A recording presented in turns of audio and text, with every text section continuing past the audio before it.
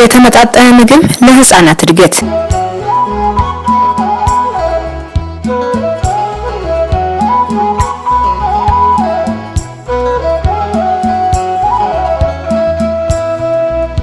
የሰቆጣ ቃል ኪዳን ፕሮግራም በሀገራችን በሰቆጣ በዋግምራ ከተማ በ2007 ዓ.ም ስራውን በይፋ የጀመረ ሲሆን በአሁኑ ወቅት ደግሞ ፕሮግራሙ በክልላችን በ133 ወረዳዎች በዞናችን ደግሞ በ10 ወረዳዎችን አካቶ ስራውን እየሰራ ይገኛል።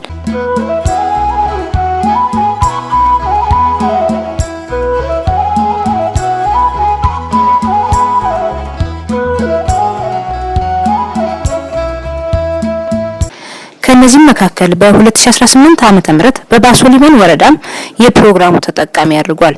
ስለሆነም በፈረንጆች 2030 በሀገራችን የመቀንጨርና የመቀጨት ችግርን ለማጥፋት በትኩረት እየሰራ ይገኛል። ሆኖም በወረዳችን የፕሮግራሙን ዓላማ ከግብ ለማድረስ በሁለት ቀበሌዎች ላይ 120 አጥቢና ነፍሰ ጡር እናቶችን አካቶ ስራውን እየሰራ ይገኛል።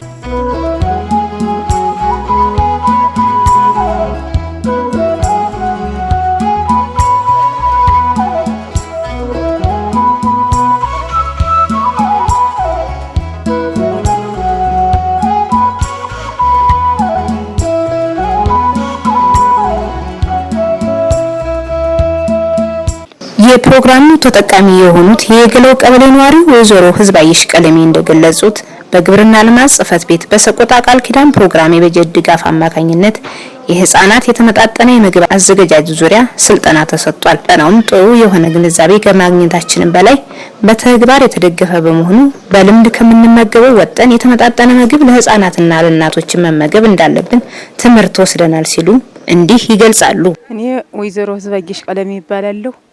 የመጣው ተየገለው ቀበሌ ተልዩ ወጥ ደንጋ ስልጠናውማ የህፃናት ገንፎ እንዴት እንደሚዘጋጅ ይው ከአትክልት ተቀይ ስር ተንቁላል ከወተት ከተለያዩ ነገሮች ከቲማቲም እዛው ከዛ አቀናብራችሁ ህፃናትን መግቡን ይተካል። ምን መግብ ይው እኛ ቤታችን በተለመደው ዳቦ እንደዚህ ገንፎ ነገር አንሰጣቸው እንቁላል ነገር ታለም ይው ያንን ነው። ይሄማ ልምድ ወሰርንበት እንግዲህ ማለት ነው። እኛ ቤታችን የምንጠቀም ሽሮ እንደዚህ በቃ ክክም ተሆነ ክክ አንድ አይነት ምግብ ነበር።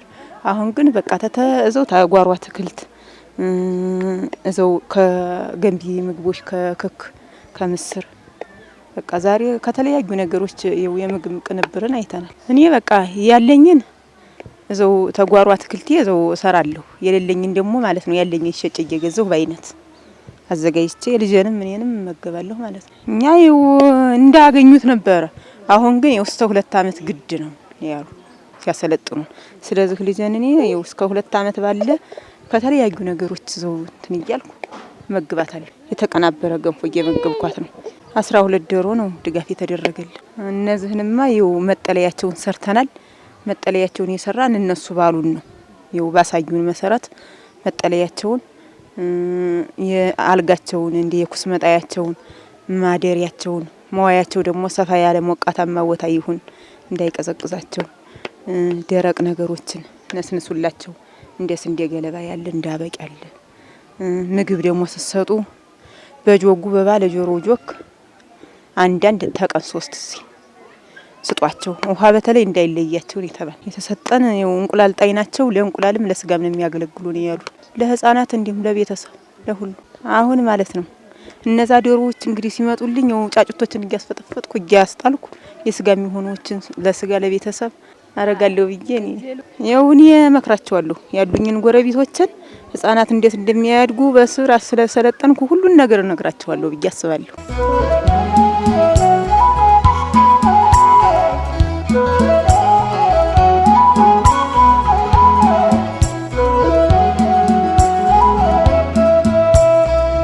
በህፃናት የተመጣጠነ ያመጋገብ ዙሪያ ስልጠና ማግኘታችን በጣም ደስተኛ ነኝ። በስልጠናው ያየነው የምግብ አዘገጃጀት እኛ ሁሉ ጊዜ ከምንመገበው የተለየና የተመጣጠነ አዘገጃጀት አይተናል። ይህም ለህፃናት የተመቸና በአካልና በአእምሮ ጤነኛ ሆነው እንዲያድጉ የሚያደርግ ነው። የተመጣጠነ አመጋገብ ለእናትም ለልጅም በጣም ጠቃሚ እንደሆነ ተሞክሮ አግኝቼበታለሁ ሲሉ የልምጭም ቀበሌ ነዋሪ ወይዘሮ ሙሉነሽ ታደሰ እንዲህ ይገልጻሉ። ስሜ ሙሉነሽ ታደሰ እባላለሁ። ከልምጭም ቀበሌ ነው መጣ። ስልጠናው ከጠበቅነውና ከገመትነው በላይ ነው ያገኘነው። በዛ ላይ የተሰጠነው ትምህርትና የምግብ አሰራራቸውና የሚመለከተው የምግብ አሰራራቸው በሚያምር ሁኔታና ደስ በሚል ሁኔታ ለልጆቻችን በሚመጥን ለኛም ሁሉ በተስተካከለ መንገድ ነው የተስተናገነ። ከዚህ በፊት ቤታችን የምንጠቀመው ያው በተወሰነ ደረጃ ይኖራል፣ እንደ ጎመን እንደ ቃሪያ እንደዛ ነገር ይኖራል። ግን እንደ አይነት ምግብ አላዘጋጀንም። ግን ከዚህ ስልጠና በኋላ አይደለም ለልጆቻችን ለኛ ለራሱ በጥሩ ሁኔታ እንደምናዘጋጅና ለጤና ጠቃሚ እንደሆነ አውቀናል። ልጆቻችን የተመጣጠነ ምግብ መመገብ ያለባቸው ያው እስከሚያድጉ ድረስ ቢያንስ እንኳን እስከ 2 አመት በጥሩ ሁኔታ አመጋገብ ደግሞ ከዚህ በፊት ያለው አይገናኝም። እኛ እንዴት የምንሰጣቸውና ዛሬ እዚህ ያየ ነው የተለያየ ነው። ዛሬ አሁን ብዙ አይነት ይተጨምራል። ይሄ ነው ብለን ለመጥራት በጣም ብዙ ነው። ግን ከዚህ በፊት ብንሰጣቸው የልጆቻችን ያው ሽሮ፣ ገንፎ፣ አጥሚት፣ አትክልት ከተባለ ደግሞ ጎመን እንደ ማንጎ ነው። ዛሬ ግን እዚህ በጣም ብዙ ነገር ነው ያለ።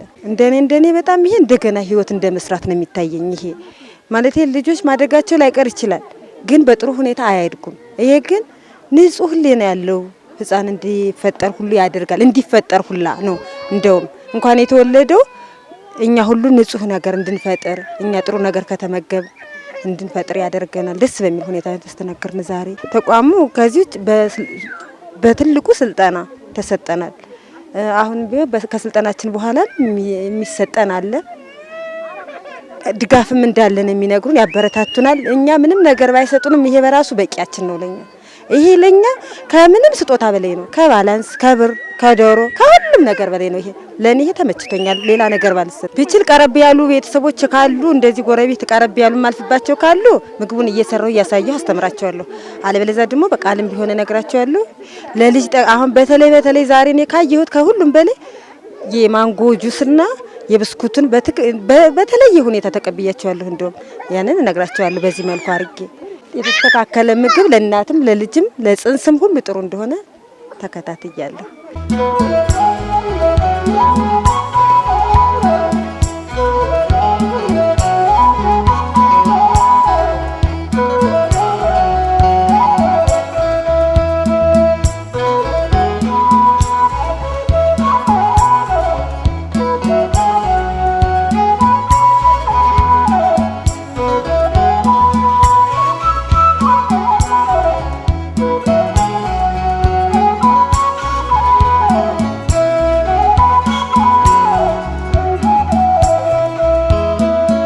ሌላዋ የገለው ቀበሌ ነዋሪ እና የስልጠናው ተሳታፊ ወይዘሮ አያልነሽ ደሴ እንደገለጹት በህፃናት የተመጣጠነ አመጋገብ ዙሪያ ስልጠና መውሰዳችን ልጆቻችንን በአግባቡ መግብ እንድናሳድግ የሚያደርግ በመሆኑ ጥሩ ነው። በስልጠናው ላይም የተስተካከለና የተመጣጠነ ምግብ መመገብ ህፃናት እድገታቸው እንዲፋጠን የሚያደርግ የአመጋገብ ስርዓታቸውን ሁሉን ያካተተ መሆን እንዳለበት፣ ይህም ህፃናት አካላቸው የዳበረ ብሩህ አእምሮ እንዲኖራቸው ጤናማ ሆነው እንዲያድጉ 2 አመት እስኪሞላቸው ድረስ አመጣጥነን መመገብ እንደሚገባም በቂ የሆነ ትምህርት አግኝቻለሁ ሲሉ እንዲህ ይገልጻሉ። እሺ መጀመሪያ እድሉ ስለተሰጠኝ አመሰግናለሁ። ስሜ አያልነሽ ድሌ ይባላል። የመጣው ተየገለው ነው። ልዩ ጎጤ ደንጋብ ይባላል። ስልጠናው በጣም አሪፍ ነው። በተጠበቀ ሁኔታ አሳይተውናል። ምግቡንም ተመግበናል። ዞሮ ስልጠናው ተሰልጥነን ምግቡ እንዴት እንደሚሰራ እንዴት መውሰድስ እንዳለብን ህፃናት እንዴት መመገብ እንዳለባቸው ሙቀት ሰጪ ኃይል ሰጪ እንዴት እንደሆነ ከምግቡ በኋላ ደግሞ ምን አይነት አታክልቶች መብላት እንዳለብን ማንጎ፣ ሙዝ፣ ብርቱካን መጠቀም እንዳለብን ከአንዷ ግማሿን መጠቀም እንዳለብን አሳይተውናል። በጣም አሪፍ አድርገው በተለየ ሁኔታ አሳይተውናል። ከዚህ በፊት የምንመገበው የነበረ ቤታችን በዚህ የዚህ ግማሹን ራሱ አንመገብ ነበር። እንኳን እኛ ህፃናትንም በደንብ አንሰጣቸውም ነበር። አሁን ሙቅ እንደዚህ ነበረ። ገንፎ ራሱ እንደዚህ ስናገነፋ እንቁላል አንጨምርበትም፣ ወተት አንጨምርበትም። ዝም ብለን በቃ ያችን ያዘጋጃችትና አስፈጭተን ያችን ብቻ ነበር የምንመግባቸው የምንሰጣቸው። አሁን በተለየ ሁኔታ አሳይተውናል። ህፃናት እንዴት እንደሚያድጉ እንክብካቤዎችስ እንዴት እንደሆነ ጠንካራ እውቀትስ እንዴት እንደሚኖራቸው አሳይተውናል። በተለየ ሁኔታ በጣም አሪፍ አድርገው ነው ያሳዩን። ህፃናት 6 ወር ከሞላቸው በኋላ የእናታቸውን ጡት እስከዛ 6 ወር ከሚሞላቸው የእናታቸውን ጡት ነው በንጽህና መውሰድ ያለባቸው። ከዛ በኋላ በልዩ ሁኔታ ገንፎ አዘጋጅተን እንቁላል ወተት ጥሬ ወተት አዘጋጅተን ከዛ በኋላ 6 ወር ከሞላቸው በኋላ በቃ ሳንሰለች ምን ሳንል ማንጎን፣ ሙዙንም፣ ብርቱካኑን፣ ፓፓያ እንደዚህ መስጠት አለብን። ህፃናት ይሄንን ምግብ ሲወስዱ አንደኛ አስተዳደጋቸው በጣም አሪፍ በሆነ ሁኔታ ያድጋሉ። ሁለተኛ ደግሞ የተለየ እውቀት ይኖራቸዋል። ትምህርታቸው ጋር በጣም እውቀት ይኖራቸዋል። ጎበዝ ተማሪ ይሆናሉ። ጥንካሬም በጣም አሪፍ ጥንካሬ ይኖራቸዋል። ጉልበታማ ይሆናሉ ጥንካሬያቸው ማለት ነው።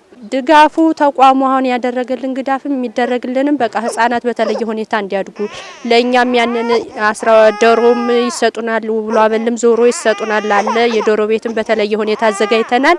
ያንን ባዘጋጀነው ላይ ግብርና ዞሮ እየዞረ አይቶታል። የጎደለውንም ይሄን ስሩ ይሄን ሙሉ ብሎናል። ከዛ በኋላ ያንን በተለየ ሁኔታ የዶሮውን ይሰጡናል። ያንን ዶሮ ሰጠናችሁ ግን እንቁላሉን እየሸጣችሁ ማጥፋት የለባችሁም።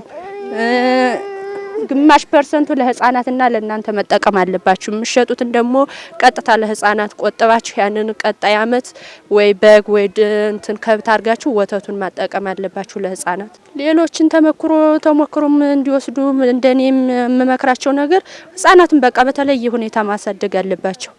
እንዳይቀጭጩም በጣም ትልቅ በሽታ ጋር እንዳይወድቁ በተለየ ሁኔታ ማሳደግ አለባቸው። የህፃናትን የመቀንጨር ችግር ለመፍታት ከማምረት እንደሚጀምርና የተመረተውን ምርት በአግባቡ መመገብ ያካተተ መሆን አለበት። ሆኖም ወረዳችንም ትርፍ አምራች ቢሆንም ህብረተሰቡ ከእርሻ እስከ ጉርሻ ያለው ሂደት መገንዘብና መጋገብ ካጠቃቀም ያለው ችግር ለመቅረፍ ግንዛቤ የማሳደግ ስራ እየተከናወነ ይገኛል። በመሆኑም በግብርናው ዘርፍ አትክልትና ፍራፍሬን እንዲሁም የእንስሳት ተዋጽኦን ማምረት ብቻ ሳይሆን መመገብ እንደሚገባ የሚያሳይ ስልጠና የግንዛቤ ፈጠራ ስራ እየተሰራ እንደሚገኝ የባሶ ሊበን ወረዳ ግብርና ልማት ጽሕፈት ቤት ኃላፊ አቶ ስሜና ሀሞኘ እንዲህ ይገልጻሉ። እሺ እኔም አመሰግናለሁ። ስሜና ሀሞኘ እባላለሁ። የባሶ ሊበን ወረዳ ግብርና ልማት ጽሕፈት ቤት ኃላፊ ነኝ። እንግዲህ የኛ ተቋም አጠቃላይ ተግባሩ ከእርሻ እስከ ጉርሻ ያለውን ነገር ነው የሚተገብር። አሁን ከዛ አኳያ ከአመራረቱ መጀመሪያ ከእርሻ ስራ እንቅስቃሴ ጀምሮ አመራረቱ ላይ ከተመረተም በኋላ ድህረ ምርት ቴክኖሎጂዎችን ተጠቅሞ ሰብል የሚሰበሰብበትን መንገድ ሰብልም ከተሰበሰበ በኋላ ደግሞ በተለይ ማህበረሰቡ ለገበያ የሚያወጣውን ለገበያ ለራሱ የሚጠቀመውን ደግሞ ከአመጋገብ ጋር ተያይዞ ምን መስራት እንዳለበት፣ እንዴት መመገብ እንዳለበት፣ እንዴት መጠቀም እንዳለበት ሰፊ ስራ ነው የምንሰራው። ከዚህ አኳያ እንደ መንግስትም የምንሰራው ስራ አለ። ፕሮጀክቶችም የሚተገበሩት ትግበር አለ። በተለይ እንደኛ ወረዳ 2 ፕሮጀክቶች አሉ። አንደኛው FSRP የሚባለው የምግብ ስርዓት ማጠናከሪያ ፕሮግራም የሚባል አለ። እሱ ስርዓተ ምግብ ላይ በሰፊው ይሰራል።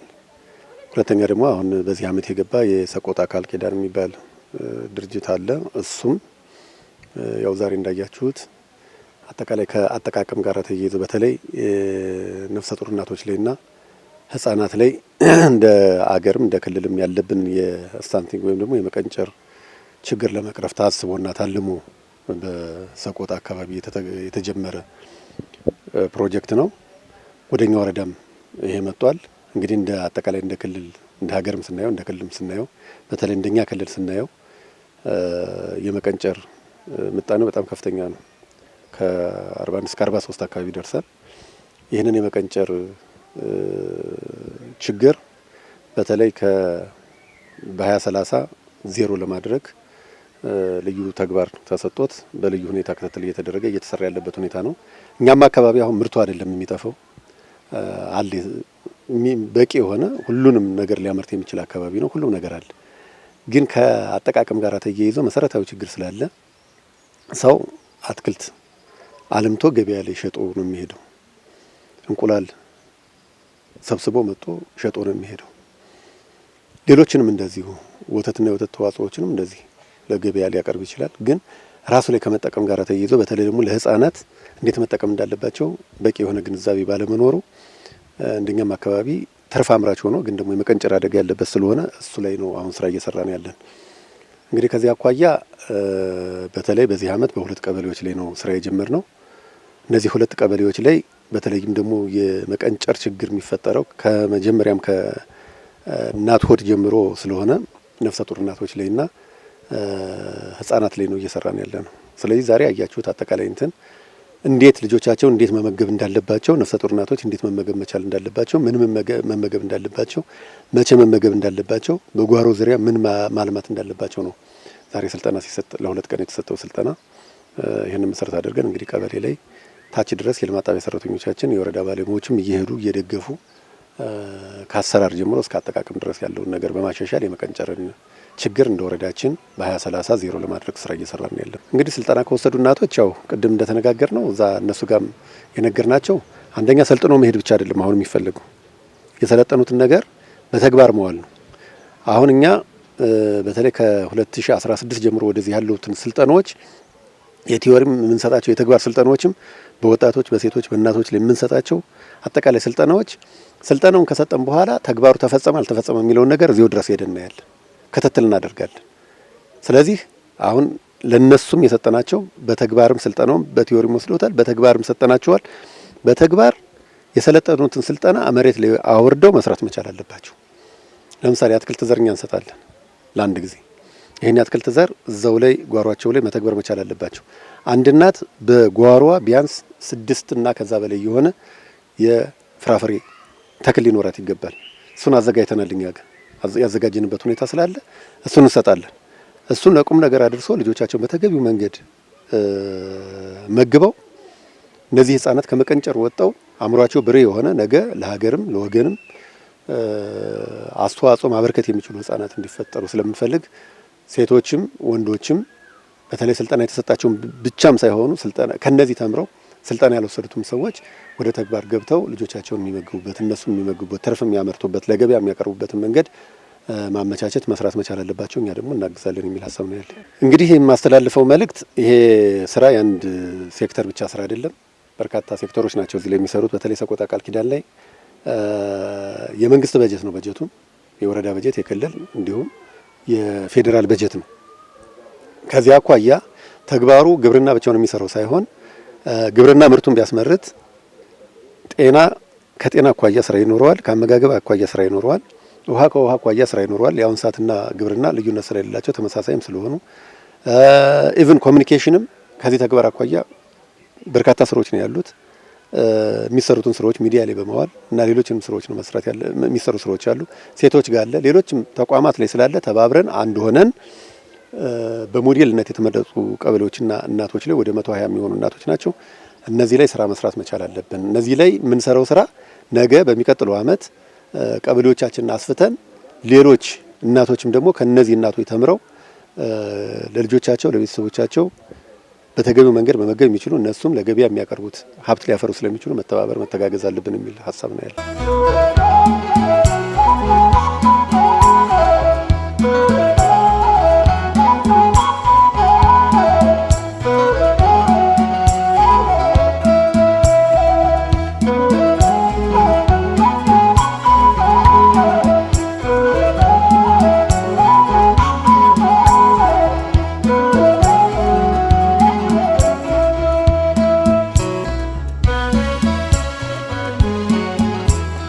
የባሶ ሊበን ወረዳ የሰቆጣ ቃል ኪዳን ፕሮግራም አስተባባሪ አቶ አቤ ባይለየ እንደገለጹት ፕሮግራሙ በ2030 የህፃናትን የመቀንጨር ችግር ለመቅረፍ በሀገር አቀፍ ደረጃ እየሰራ ነው። በመሆኑም በወረዳችንም 2 ቀበሌዎች በማቀፍ 120 እናቶች ድጋፍ አድርጓል። የስርዓተ ምግብ የአመለካከት ችግር ለመቅረፍ ህብረተሰቡ አትክልትና እንስሳት ተዋጽኦን አምርተው መመገብ እንዲችሉ በተግባር የተደገፈ ስልጠና እየተሰጠ ነው ብለዋል። እሺ፣ ስሜ አቤ ባይለየኝ ይባላል። የባሶ ሊበን ወረዳ የሰቆጣ ቃል ኪዳን ፕሮግራም አስተባባሪ ነው። እንግዲህ የሰቆጣ ቃል ኪዳን ድርጅት ወደ ወረዳችን በዚህ በ2018 የገባ ፕሮግራም ሲሆን በዋናነት አላማው በተለይ በ2030 በፈረንጆች አቆጣጠር ወይ ደግሞ በእኛ በ2022 በሀገር አቀፍ ደረጃ በጣም አስቸጋሪ ነው ተብሎ የሚታሰበውን በምግብ በተመጣጠነ ምግብ ችግር የሚመጣውን የመቀንጨር ችግር ዜሮ አድርጋለሁ ብሎ የተነሳ ፕሮግራም ነው። እንግዲህ በወረዳችንም በተለይ ስራ የሚሰራው በአንድ ሴክተር ብቻ ሳይሆን ብዙ ሴክተሮች በአንድ ላይ የሚሰሩት ተግባር ነው። በዋናነት እነዚህ ሴክተሮች በጋራ በመሆን ይህንን የመቀንጨር ችግር ለማጥፋት በዋናነት እየሰሩ ያሉበት ሁኔታ ነው ያለው። እንግዲህ በዚህ አመት እንደ መግባቱ መጠን አሁን እንሰራለን ብለን የያዝ ነው በ2 ቀበሌዎች ላይ ነው። ፓይሌት ቀበሌዎች ላይ 2 ቀበሌዎች ላይ እንሰራለን ብለን ወደ ተግባር ገብተናል። በዚህም እንግዲህ በተለይ ታርጌትድ ግሩፖች ወይ ደግሞ በጣም ይሰራባቸዋል ተብሎ የሚታሰቡት የህብረተሰብ ክፍሎች እናቶች ላይና ነፍሰ ጡር እናቶችና አጥቢ እናቶች ላይ ነው።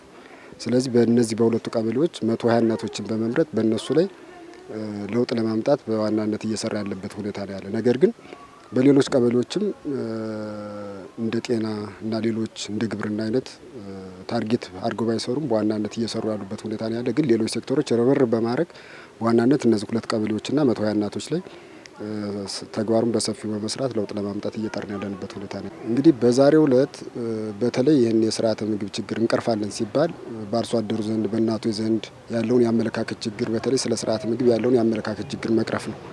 ስለዚህ በዛሬው ዕለት እንግዲህ ግብርና ጽሕፈት ቤት ለነዚህ ለተመረጡ እናቶች በዋናነት ስለ አትክልት አመራረት እንግዲህ የተመጣጠነ ምግብ እንብላ ይብሉ ከተባለ እናቶችና ነፍሰ ጡር እናቶችና ህጻናት በዋናነት ማምረት አለባቸው። ማምረት ያለባቸው ደግሞ የመጀመሪያው የአትክልት፣ ሁለተኛው ፍራፍሬ፣ ሶስተኛው እነዚህ የእንስሳት ተዋጽኦችን ማምረት መቻል አለባቸው። ስለዚህ እነዚህን እንዴት ያመርታሉ? አትክልት እንዴት ነው መመረት ያለበት? ፍራፍሬ እንዴት ነው መመረት ያለበት? ሌሎች ሰብሎችም እንዴት ነው መመረት ያለባቸው? ይህን ደግሞ እንዴት አድርገው ነው አስተሳስረው መመገብ ያለባቸው የሚለውን በግንዛቤ ፈጠራ ስራ የተሰራበት ሁኔታ ነው ያለ። ጎን ለጎን ደግሞ በተግባር ይህንን አዘጋጅተው ህጻናትን እየመገቡ እነሱም እየተመገቡ ያሉበት ሁኔታ ነው ያለና በዛሬው ዕለት ይህን ፕሮግራም ነው ያካሄድነው። የግንዛቤ ፈጠራ ተፈጠረላቸው፣ ጎን ለጎን ደግሞ ያንን አዘጋጅተው እንዲመገቡ ያደረግንበት ሁኔታ ነው ያለ ማለት ነው። እንግዲህ በቀጣይ ዛሬ የሰለጠኑትን ስልጠና ወደ ተግባር መቀየር መቻል አለባቸው። ዛሬ ስለ አትክልትና ፍራፍሬ ከሰለጠኑ፣ ዛሬ ስለ ዶሮ እርባታ ከሰለጠኑ፣ ዛሬ ስለ ሰብል ልማት ከሰለጠኑ ነገ ላይ ደግሞ ይህን የሰለጠኑትን ስልጠና መሬት አስነክተውታል አላስነኩትም። ከዛ ተረፈ ደግሞ ያመረቱት ምርት ደግሞ እየመገቡና እየተመገቡ ነው፣ ህጻናትን እየመገቡ ነው፣ እነሱም እየተመገቡ ነው የሚለውን በዋናነት ክትትልና ድጋፍ ያደርጋል ሴክተሩ እንደ ሴክተር። ፕሮግራሙ እንደ ፕሮግራም ደግሞ ራሱን የቻለ ቴክኒካል ኮሚቴ አለው። ይሄ ቴክኒካል ኮሚቴ ታች ድረስ በመውረድ ይህንን ቸክ የማድረግ የመደገፍ ሁሉም በየሙያው የመደገፍና ቸክ የማድረግ ስራ ይሰራል ተብሎ ይታሰባል። እንግዲህ የኛ አካባቢ አመጋገብ ስራ ሲታይ ይህን ያክል በምርት ደረጃ ምንም ችግር የለብንም። እንደ ወረዳችን የማይመረት የምርት አይነት የለም። ፍራፍሬ ይመረታል፣ አትክልት ይመረታል፣ የእንስሳት ተዋጽኦ በአይነት አለ። ነገር ግን ይህን አቀናጅቶ የመመገብ ልምዱ በጣም አነስተኛ ነው። ስለዚህ የዛሬው ስልጠና ይህን ችግር ይቀርፋል ብለን እናስባለን። ዛሬ ስለ ልማት ብቻ አይደለም የሰጠነ፣ ስለ አመጋገብ ፕራክቲካሊ ያሳይተናቸዋል። ስለዚህ አሁን ያለውን የስርዓተ ምግብ ችግር በዋናነት ይቀርፍልናልና ፕሮግራሙ የያዘውን ግብ ይመታልናል ብለን እናስባለን። ይህን እንግዲህ ቀጣይ እየተከታተልና ለውጡን የምንገመግምበት የምናይበት ሁኔታ ይፈጠራል የሚል እምነት አለ። እንግዲህ የማስተላልፈው መልእክት የስርዓተ ምግብ ችግርን ቀርፈን ይህም በተለይ በአገር አቀፍ ደረጃ ችግር የሆነውን የመቀንጨር ችግር እንፍታ ካልነ 2 ቀበሌ ላይ ብቻ ሰርተን አይደለም ልንለውጥ የምንችል። ሁሉም የማህበረሰባችን ክፍል የምግብ ስርዓቱን ማሻሻል መቻል አለበት የሚል እምነት አለ። 2 ቀበሌዎች ላይ ብቻ ሰርተን እንደ ወረዳ የገጠመን ችግር እንቀርፋለን ተብሎ አይታሰብ። ስለዚህ ሁሉም ያመረተው ምርት አመጣጡን አዘጋጅቶ መመገብ መቻል አለበት። ምርቱ አለ ቅድም እንዳልኩት። ይህን ምርት ግን ሁሉም በየቀበሌው ሁሉም ነፍሰ ጡር እናቶች፣ ሁሉም ከ2 ዓመት በላይ የሆኑ 2 ዓመት በታች የሆኑ ህጻናት ይህንን መመገብ መቻል አለባቸው። ያለውን ምግብ ያለውን ምርት በደንብ አዘጋጅተው መመገብ መቻል አለባቸው የሚል እምነት ነው ያለኝ። ቀጣይ ይህንን እያሰፋን የምንሄድበት ሁኔታ ይኖራል የሚል እምነት ነው ያለኝ።